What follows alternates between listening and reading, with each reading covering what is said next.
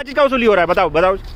Mechanical काट रहे हैं, जबरई पैसा ले रहे हैं और कागज बिल्टी मेरा सब रख लिया। गाड़ी नंबर बताओ अपना। मेरा CG 29A5197, मेरा लाइसेंस तक रख लिए हैं। बोलते हैं क्या चीज का वसूली कर रहे हैं?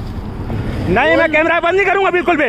अब मेरे को मारने क्या चीज का वसूली कर रहे हो? आप सुन लीजिए पहले मेरा। मैं सुन रहा हूँ। क्या चीज का वसूली कर रहे हो? पहले मेरा बात रंगदारी बना के रखे हो। सरगुजा संभाग में अंबिकापुर RTO उड़न दस्ता द्वारा की जा रही अवैध वसूली थमने का नाम नहीं ले रही।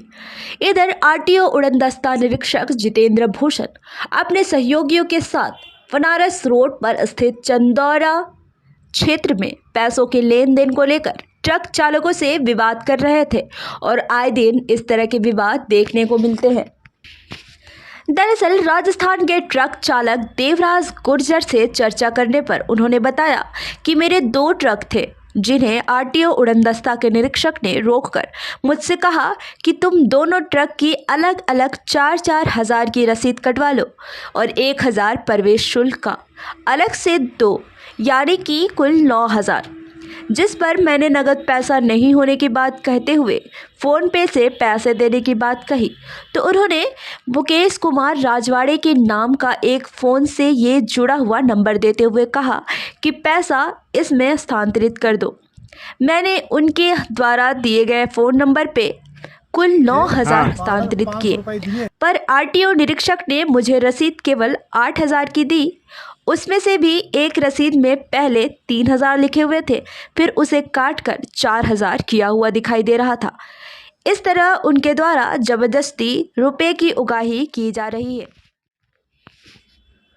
ट्रक मालिक संघ के अध्यक्ष ने कहा कि सरगुजा संभाग में RTO परिवहन विभाग द्वारा असंवैधानिक तौर पर संचालित उड़न दस्ता टीम के द्वारा ट्रकों और छोटे गाड़ियों में खौफ बनाकर अवैध तरीके से वसूली की जा रही है।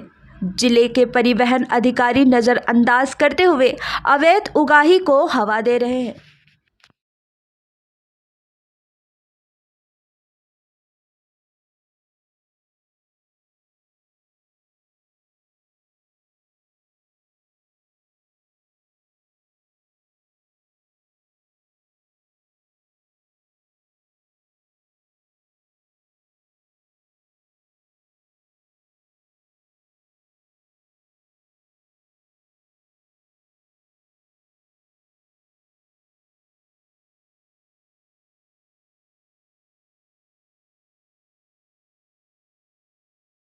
यहाँ पर ट्रक वालों और छोटे गाड़ियों में खौफ का जो पर्याय बन चुका है वह है सरगुजा संभाग का उड़नदस्ता दल। जो परिवहन उड़नदस्ता दल है यह अवैध रूप से असंवैधानिक तरीके से गाड़ी वालों में खौफ पैदा करके पैसा वसूल रहे हैं और यह पूरे अनलीगल तरीके से वसूल रहे हैं, क्योंकि यदि आप रसीद काटते हैं तो वह पैसा सीधे शासन के खाते में जाना चाहिए, लेकिन ये शासन के खाते में पैसा को न डाल के सीधे अपने फ़ोन पे अपने स्वयं के खाते में पैसा मंगा रहे हैं और लाठी डंडे के बल पर ये इन लोग के द्वारा पैसा वसूली किया जा रहा है।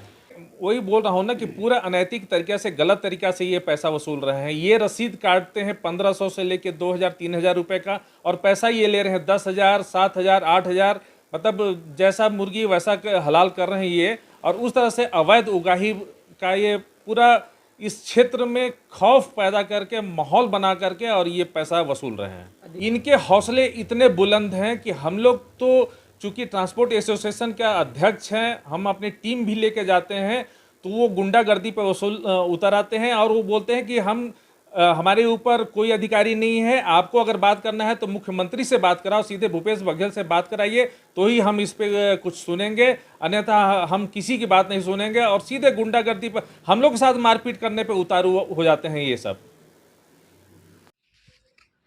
इस पूरे मामले को लेकर किसी के परिवहन अधिकारी ने बताया कि किसी उड़न दस्ता के द्वारा वाहन चेकिंग करने का अधिकार दिया गया है, जिसके आधार पर उनके द्वारा चेकिंग का अभियान चलाकर अवैध तरीके से ट्रकों का परिचालन न हो सके इस पर ध्यान दिया जा रहा है।